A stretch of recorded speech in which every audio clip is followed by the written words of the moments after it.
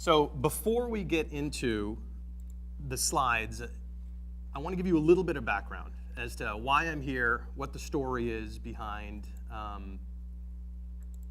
why we're involved, as well as some of the opportunities that we saw, why we got involved, as well as some of the risks. Because I think the story is a compelling one, and one that the business community needs to really start focusing on.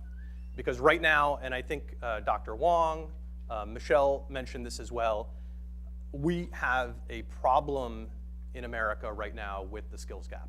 And so I put some slides in here. Before I get into the story of what Domain has done and what Apprentice IT is, I just wanted to share some of this. And I apologize in advance. I know it's a little bit small. But this is something that a lot of people are talking about. And we're still at the phase where not enough has been moved on the needle on this. But the cool thing is a lot of people are talking about this now. At the state, on the business side, associations. Businesses themselves, though, haven't really started moving the needle. Most businesses, from a skills gap point of view, we're still in the old world view of having colleges create our workforce, us getting involved very late in the game, using recruiters to find talent, placing the talent, and then perhaps developing them further. But that's not working. And so just this slide, I want to emphasize, these are different areas. We fall, and we're in IT, information technology, cybersecurity, things along those lines. In our industry, there is a negative unemployment rate, meaning we cannot find enough talent to fit all of the roles that we need currently in the marketplace. And what's interesting is we're not the only industry that has this problem. Healthcare, especially with the aging population, apparently nursing and other areas like that have as big a problem, maybe even worse. So this isn't something that's specific to IT. The story I'm going to share with you today is about IT, because that's all we know about. And we're going to share with you what we're doing, what we've done so far, some of the, as I said, some of the opportunities, some of the pitfalls. But this is really why these conversations are happening, because of this skills gap. But there's more problems too. This is another slide that I found that was pretty helpful. And once again, the text is a little bit small, but for your purposes, that 59% is the percent of businesses saying that colleges are preparing students for the skills they need in the workforce. Now, this is obviously very biased. All businesses would love to point the finger somewhere else and say it's the college's problem, it's not their problem. But this is what the marketplace is saying is the skills gap, and where that skills gap is potentially not being fulfilled in educational institutions. And so that's why the conversation between public and private, between education systems and businesses is so important. But once again, the vast majority of businesses that I talk to, it's too cumbersome. They don't know where to get started. They have ideas, they have good intentions, and it just falls flat. One of the professors here at Mercer County Community College, who's been very integral in the work with us, has said, Rashaad, over the years, I can't tell you how many businesses come in here and say, with so many promises of they're going to hire X amount of students, they're going to do X, Y, and Z, but so often the rubber does not hit the road. It's lined in good intentions, but then complications, whether it's perceived bureaucracy, whether it's just complications of dealing with younger students, for whatever reasons, money is sometimes a big part of why it doesn't move forward. It doesn't move in the direction that it needs to. But other people, other countries are doing this very well. You know, I think Governor Murphy has talked a lot about apprenticeships, and later on I'm going to tell you about our move towards apprenticeships. But that model solves a lot of problems. Not only does it solve the skills gap, it gets businesses involved earlier with higher education. But also, by the way, this is talking about what the skills gap is. The irony is a lot of people feel, for example, in technology, that the biggest skills gap is technical skills. 44% of business owners are actually saying it's not necessarily technical skills, it's the soft skills that are not being developed appropriately. And maybe that makes sense. I can remember I went to Rutgers. I learned soft skills at Rutgers, but not in the classroom, right? I don't think so. I mean, it's not something that professional development, the soft skills, communication, you learn that kind of as a process of going through college, but there's not necessarily a curriculum tied to that. And so it's a very interesting point, and I think a very telling point that universities and colleges need to pay attention to as well. But then this is the other big problem. And we were just talking about this a little bit earlier. This student loan debt explosion and the cost of higher education has become ridiculous. I once again was fortunate to go to Rutgers many years ago when in-state tuition, I'll be honest with you, wasn't that big a deal. I mean, luckily for my family, it wasn't that big a deal because we were of reasonable means. But the costs have gone up exponentially over the years. And then you have that combination of costs, and then you still don't have the skills to get a job that necessarily helps you pay that debt. So these are the problems why conversations like this are so important, and why businesses need to be front and center. I've found a lot of these conversations, especially with apprenticeship now becoming kind of in vogue and being talked about a lot. We're still getting a lot of schools, educational institutions involved because this is kind of their bread and butter. We're getting government involved because they see there's a problem and they feel like they can spend some tax dollars towards it. Unfortunately, still not seeing a lot of businesses. Meaning, the businesses are still stuck in their ivory towers, complaining about the problem, but not really understanding what to do about it. And so I think that's why this conversation is really important, because there is stuff that businesses can do. There are responsibilities that businesses have to take on with higher education, with government, in order to move the ball on this, because it's not going to solve itself. This problem is going straight up. The skills gap is not going anywhere until we address it. So before I get into the story a little bit more, let me give you a little quick background on myself. So the reason I'm here and the reason we got started is because I'm the president of a IT services firm called Domain Computer Services. And so we're one of the largest IT service providers in New Jersey, New York City area.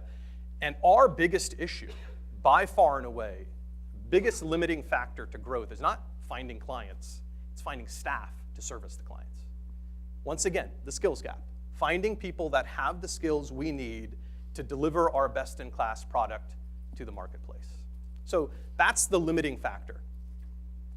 We created a program in conjunction with Dr. Wong about 2 years ago now, I think we started? 2.5 years ago. It started off being called the Domain Tech Academy at Mercer County College, and later on we've rebranded it, and now it's known as Apprentice IT. So I want you to know this, because I'm going to tell the story of how we got to where we are, but I want you to understand how the players work. So Domain Computer Services is an IT service provider, for-profit business out there trying to provide services to our clients. Our biggest issue is getting talent. Mercer County Community College is a local player in the marketplace here developing students, and then a conversation started. So the first piece is making connections. And so this connection I cannot take credit for. This connection is all Dr. Wong. She found me in a chamber event, and I've told this story many times, but it really, this is what provoked the conversation. She found me at a chamber event and said, Rashaad, why aren't you hiring my students? Very frankly, just why are you not hiring my students? And that might have been about 3 years ago or so, somewhere in that range. And she put me on the spot. I didn't really have a good answer. I hadn't been thinking this through. But I told her the absolute truth. I said, Dr. Wong, we require a 4-year degree, period. We are a high-end provider. You don't understand, Dr. Wong. We're a high-end provider. We require a 4-year degree. She said, okay, I get that. Got it. I hear it, obviously you've heard that plenty of times. So why is that? Is there something in the 4-year program that they teach? So they train your staff, you hire them 4-year program, they're ready to go. And I'm like, actually, we got to still train them all the things they need. But the 4-year program is a minimum standard that shows us that they showed up for 4 years, committed to something, were able to follow through with deadlines and things along those lines. So it creates that kind of minimum barrier. She said, okay, fine, I get that. And I understand that you may have a bias towards the students that are in two-year programs, but let me tell you something. There's a problem out there. For example, this, by the way, is a key one. This problem causes now a lot of high-performing students, a lot of students that you may think are not your material, that happen to be in your backyard. And they are exceptional, and if you just come and you take a look at them, I think you might be impressed. So, we took her up on it, and we came and we looked and we evaluated, and we found some valedictorians of their high school here. But because of money, generally speaking, right, this problem, or sometimes it was just a geography thing. You know, so like one of our exceptional digital marketing apprentices has to be with a father who's ill and has to take care of them, so can't go anywhere. So because of reasons other than they just couldn't get into a four-year program or they weren't of the quality, they found themselves at Mercer County Community College. And we had been completely ignoring them. So much so that because of our skills gap, we were going to Philippines and India to get talent, you know, technical talent, because we need the IT talent. So we were spending money developing talent, essentially, in other countries. And by the way, not because of cost. India is expensive now. You know, their cost of living has gone up. You can actually get somebody in the Midwest who is cheaper than people in India, but it's because that's where the skills are. And so they were very good at developing those skills. And so we're now using people in Philippines and India to source talent, dealing with all of the pain that comes with that. You know, the time zone differences, the communication issues, all of that sort of stuff, for one reason, and that's because we didn't realize that there was talent in our backyard. And it was, I grew up in West Windsor. This is like literally in my backyard. And so Dr. Wong prompting that opened our eyes. And that's where the next couple of steps came. So the first piece is making connections. And sometimes those connections find you, but sometimes you have to go out and you have to make those. So this is a video I want to share with you real quick. So Apprentice IT, Domain Tech Academy, program we started 2.5 years ago with Dr. Wong here at Mercer County Community College. This is one of the gentlemen who was in our first cohort. This is now over 2 years ago. Fully employed now with Domain, servicing some of the highest end clients in Manhattan, making full benefits, full wages, all of that sort of stuff. And this is somebody that we would have totally overlooked before. So I want you to hear from him a little bit. Thank you. When I first heard about the opportunity with Domain, I was completely thrilled. Technology has been an interest of mine throughout my entire life. Around when I was in 8th grade or so, I started becoming really interested in computers when my dad actually received a spare older PC from work that he gave to me. So I took it upon myself to make a small setup in my basement, and to be honest, I only wanted to use it to play Warcraft 3 on my own time instead of sharing the family computer. But then, obviously, things happened. The computer ended up not working, so since it was free, I took it upon myself to take it apart and see what was wrong, and that was pretty much the start of my lifelong interest in IT now. IT can be a really rough field to get into.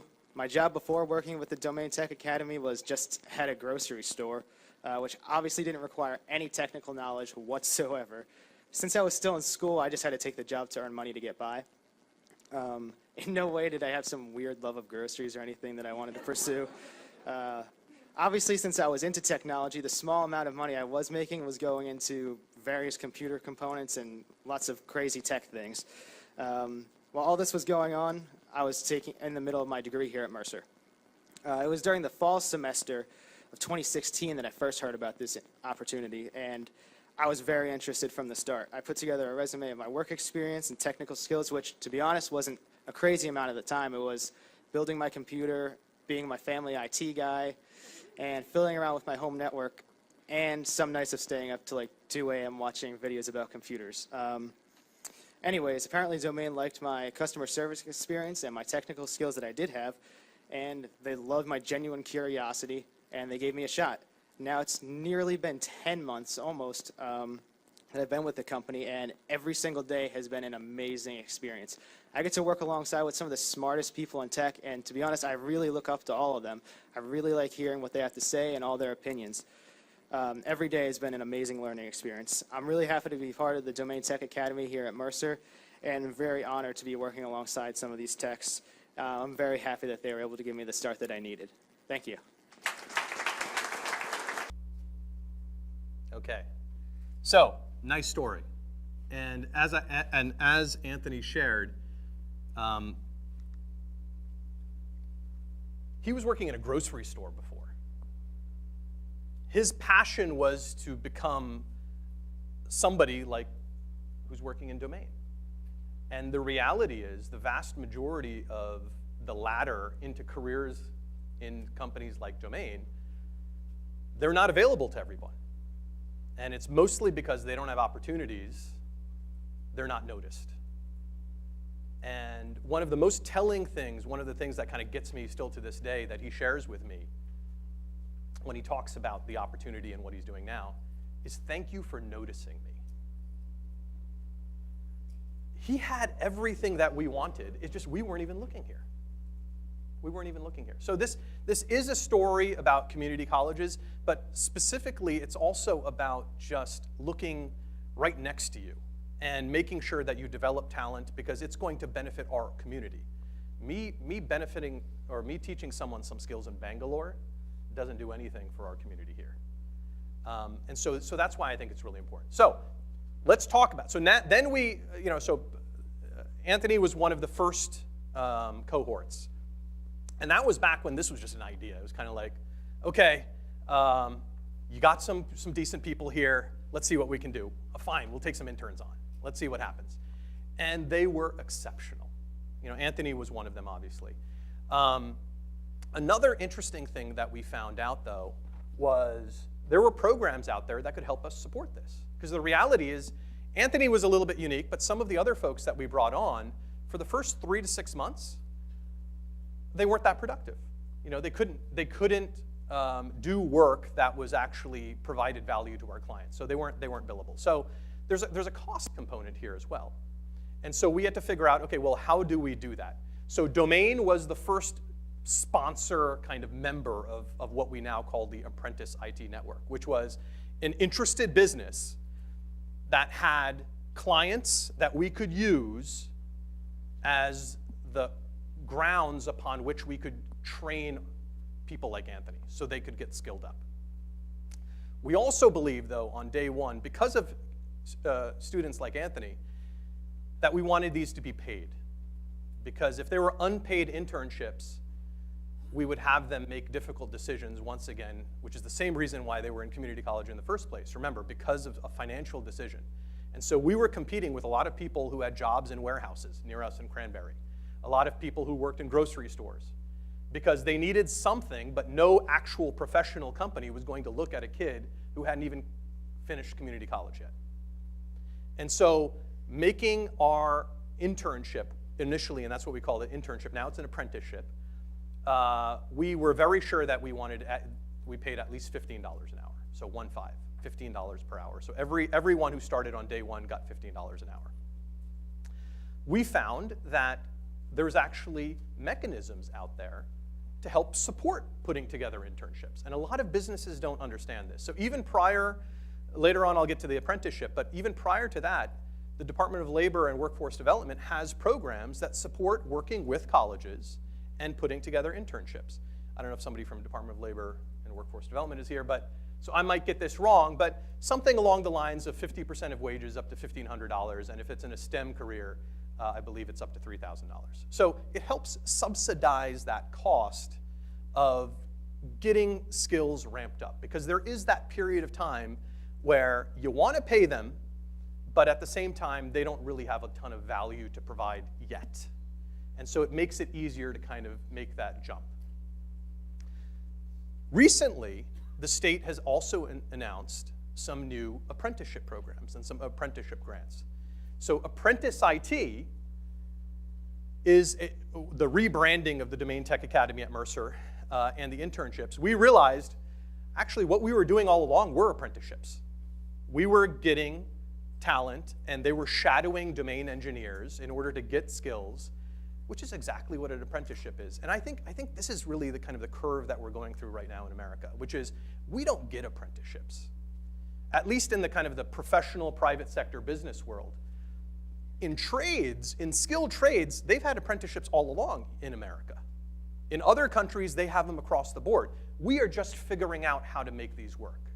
And so that's why I want to share a little bit about what our experience is. So right out of the gate, though, it's important to know that it costs a lot of money to develop skills.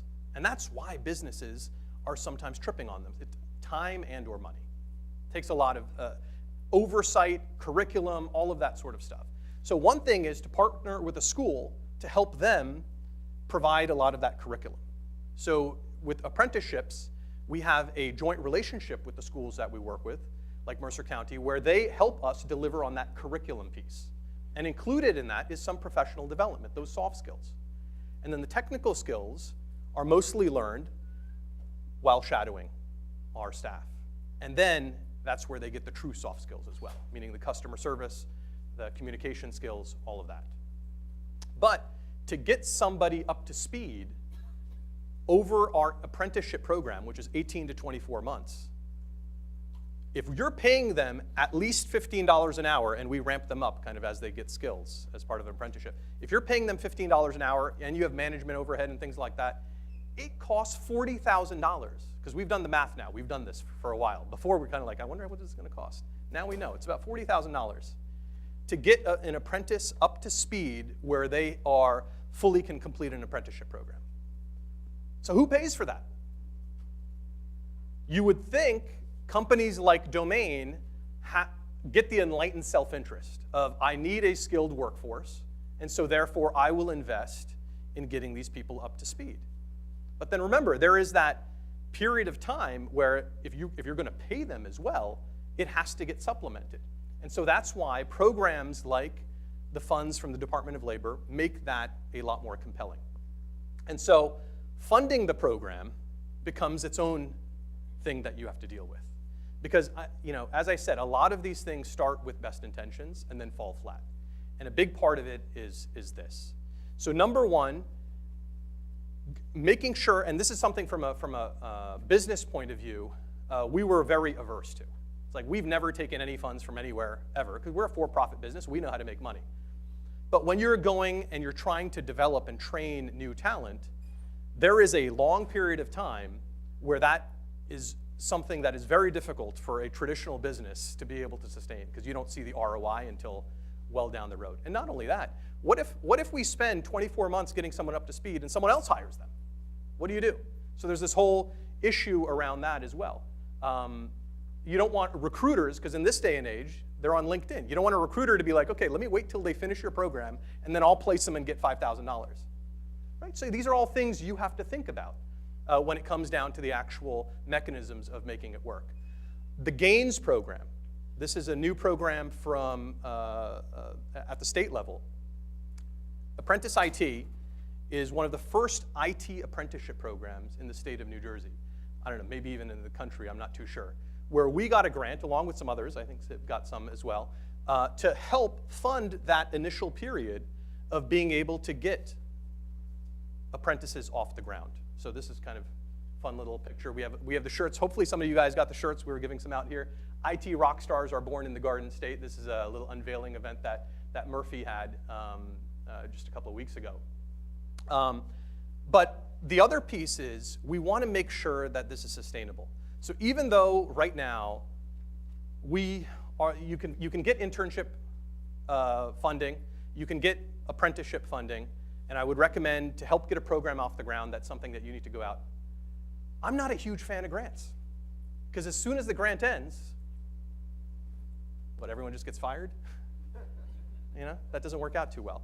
I mean, those who have been skilled up, they now have real tangible skills that are marketable. There's no doubt about that. But in order for this to be sustainable, this has to have some mechanism to be able to provide service. And so I'll tell you what we've done at Apprentice IT. What Apprentice IT is basically saying, let's look at how apprenticeships have worked in other places. So apprenticeships in New Jersey are generally driven by unions, right? I believe so, or at least up until now. In other states where you don't have unions, you still have apprenticeships. But most of those are driven by industry. And so industries will have organizations like BIA, or maybe even more specific trade-based organizations, where people will commit funds, businesses will commit funds in the joint responsibility to develop the workforce. And because they contribute those funds, they now get access to apprentices during the development cycle, so they get cost benefit because an apprentice makes less money than journeymen and masters. So you get a cost benefit where you now get services at a lower cost. So if you're a construction company and you have to make a big project of building a new company, it makes a ton of sense to have apprentices work on this as well, because there's some apprenticeable work that can be done and you can get a significant amount of savings. So that's one mechanism. The other mechanism is by supporting these organizations or these networks, these trade networks, these apprenticeship networks, you then have access to that talent. You can then hire that talent. And so that's what we did with Apprentice IT. Our goal is to create a mechanism where we can provide services by apprentices to the marketplace at a lower cost than the traditional marketplace, and then make sure that those resources are developed and then can potentially be hired by those who are part of this. So this is why I kind of put the story out in the beginning. Domain Computer Services was the first sponsor of this apprenticeship network, along with Mercer County Community College. But we need to get more businesses bought into, and pick your flavor. Ours is IT. Maybe your flavor is something in medical services. Whatever the case may be, businesses need to start creating connections, figuring out how government can help maybe get these programs off the ground, but then making sure that we move the needle on making them sustainable. Because if they're not sustainable, you can't just have the government fund this endlessly. And we need to because there's a lot of benefit that's being generated. You have apprentices that are getting skills, and then somebody wants to hire these people afterwards. It's just no one wants to go through the trouble to develop them. That's the problem. Oh, and the traditional school system, you'll remember, is you pay me to develop you. This is a little bit different. We're paying you as we're developing you. So there's a cost component to that as well. Why is this so important? It's so important for a wide variety of reasons. To solve all of those problems that I talked about before, but one key point. As far as gender equity, and as well as with access to other underserved populations. This is an apprentice IT photo, but the previous cohorts, the two cohorts before then, domain computer services and IT services business, I'll be honest with you, 95% of our resumes over the last 22 years have been for men. That's just the way it works. It's IT. Have been men. We're very proud that our last cohort with Apprentice IT was 50% female. Why is that? Did they just miraculously, all of a sudden, wake up to IT? Let me tell you another quick secret.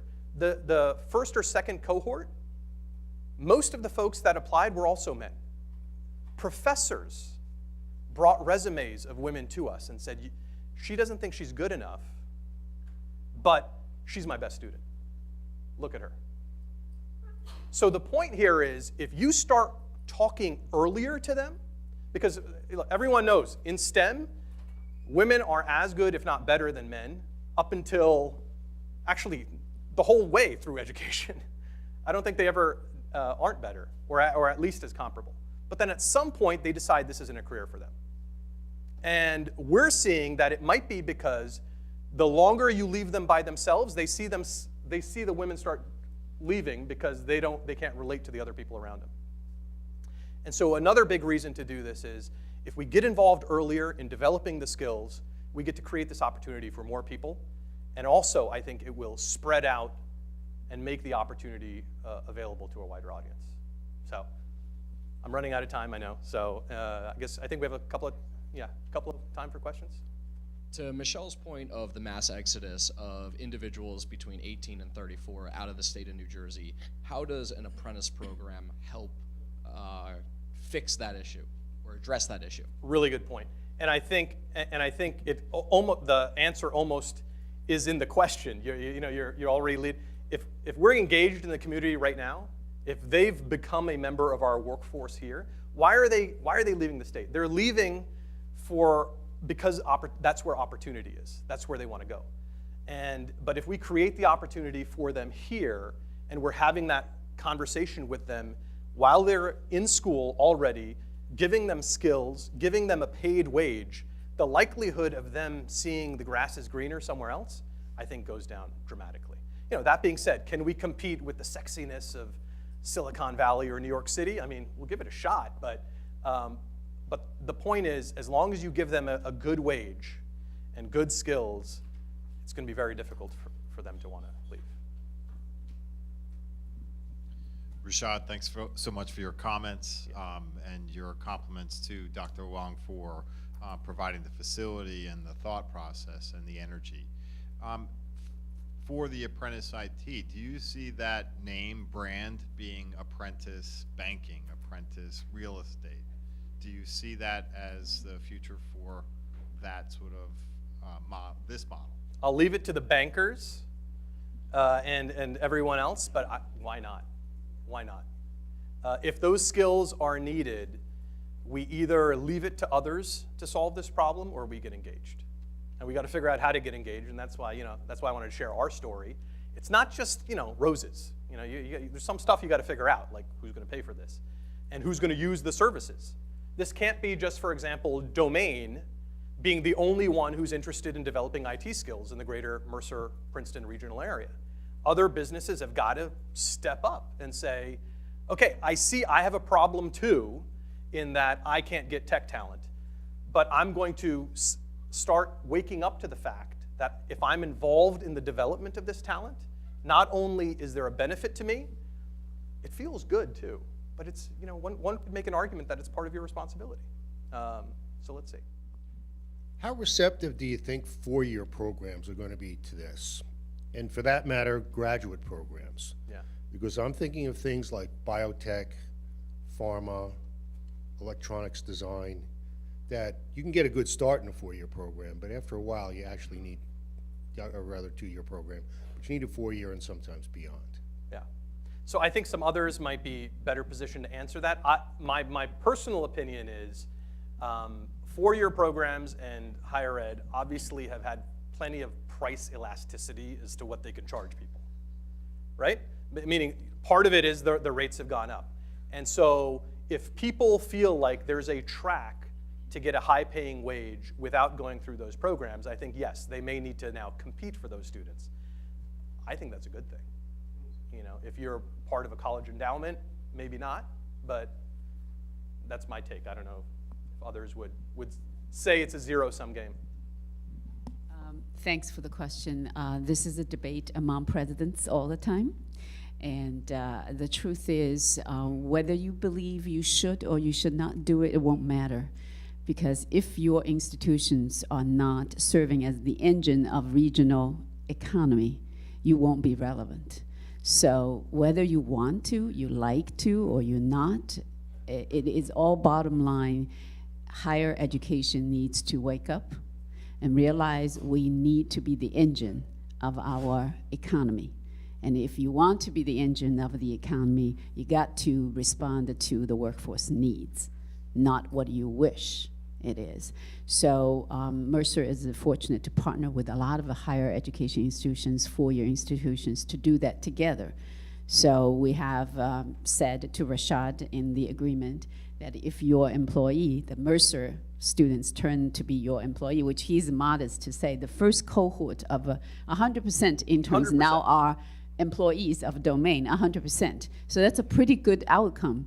And I said to Rashaad, I hope you continue to invest in them. That's the only way you're going to retain them. If you don't invest them, then they won't. stay with you. So if you continue to invest, then you can partner with the four-year institutions. You know, there are quite a few computer programs among the institutions of 4 years in the region. So if you partner with them, then you don't have this kind of a competition. Instead of competing against each other, you partner with each other. And I think businesses are happy to work with schools because we're not in the business of necessarily teaching people, or at least we weren't until we started this program. And so we're happy to leave it to the professionals who can develop talent. It's just they need to know what we need, number one, and then they can still continue to provide a ton of value. Now, will there be some people who will say, okay, now I don't need a 4-year degree because I'm good, I'm on my career trajectory? Yes, the answer is yes. Is that a threat to 4-year programs? I don't think so. I think there's still plenty of people who are going after them, but you know, maybe that's not a bad thing if we reduce student debt. If I could add one other comment that underscored a few highlights. So the competition and the bridge between 2-year and 4-year, and the comment about apprentice banking and apprentice real estate. So yesterday, I was on campus with 6 students, mentoring and coaching them for their participation here at Mercer in the Rutgers 4th Annual Business School case competition. So it created a platform of connection to Rutgers 4-year school, but it gave them a live example of how to present a business case. And in the past, we actually hired some of those folks that presented. So it was a real world example that was a quasi-apprentice relative to banking and marketing, and it included a group of 6 here that were highly motivated, and I was very favorably impressed. So. Very good, very good. So, and we're hearing more good stories like that around, meaning that this is becoming more mainstream, and I think people are bringing attention to it because of events like this. So, I think we're good. Thank you. Thank you, guys.